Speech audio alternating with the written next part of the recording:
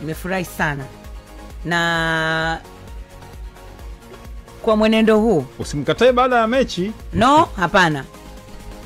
Hata akija na changamoto itakuwa ni mapungufu ya matatizo ya kibinadamu ambao watu wote tunayo. Kuliko vituko ambavyo tumezoea kuviona vya kwetu. Sitaki kumworodhesha muamuzi hapa.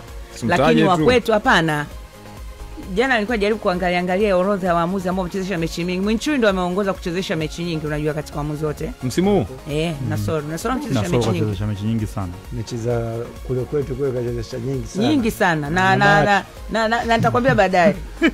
Alikuwa akichezesha yule Chuma. Nimefurahi kuona waamuzi kutoka nje kwa sababu pengine yale masuala ya matatizo ya kibinadamu tunapitiwa, sisi tunafanya nini, mtu ajalipwa anatoka Kigoma, sijamtaja jina la mtu, anakuja Dar es Salaam kwenye mechi, ama anatoka Kigoma anaenda Tanga ajalipwa pesa, tunaweza tusiaona, labda kuanzia hapa sio tukapata wapi pa kushikilia, wazungu wanasema way forward.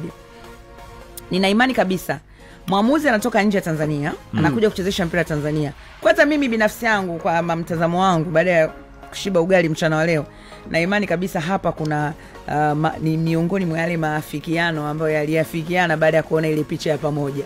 Mimi naamini hivyo. Sasa mimi ngoja bado hali kwa sababu labda pengine wakasema kutokana na hili, unajua pale hatujui kilichozungumza, lakini watu watakuwa walipeleka na hoja zao. Na hoja moja kubwa ambayo pia ilikuwa imezungumzwa sana kwenye vyombo vya habari na imelalamikiwa sana, hususan katika kipindi hiki cha mzunguko wa pili, ni makosa ya kibinadamu ya waamuzi, ambayo ndio tulianza vizuri ligi hii, lakini baada ya kuingia ile mzunguko wa pili, yani ligi ikawa imepoteza. Mechi ya Simba na Yanga makosa yalikuwepo, ilikuwa ni mzunguko wa pili. Mzunguko wa kwanza Kayoko. Sasa unasema ni makosa yameanza mzunguko wa pili. Hasa Simba na Yanga matatizo yake hajaanza juzi wala jana kwa swala la waamuzi. Wao mesahau alichezesha yule mama kutoka Jonesia Rukia akampa goli ya mkono wa Mistambwe. Oshe kusahau ile. Tutashindwa kujirekebisha katika hili, basi itakuwa sisi ni sikio la kufa alisikii dawa. Mimi imani yangu kubwa sana hususan kwa waamuzi. Tumeona hata wanapoona kuchezea michezo ya kimataifa, waamuzi ambao hawatoki katika taifa husika wamefanya vizuri. Na imani kabisa kuleta waamuzi hapa kutoka nje ya nchi ni kutoa ule mzizi wa makosa ya kibinadamu ambao sisi tunaleana, tunapita nayo makosa ya kibinadamu.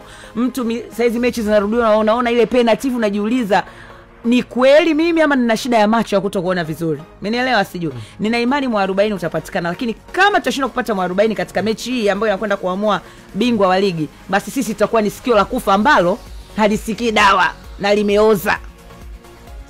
Sasa naamini kabisa kwa sababu kuna baadhi hizi timu mbili Simba na Yanga ambazo ndo zimeongoza kunufaika kwa makosa ya kibinadamu ya waamuzi. Hii sasa ni kiboko yao.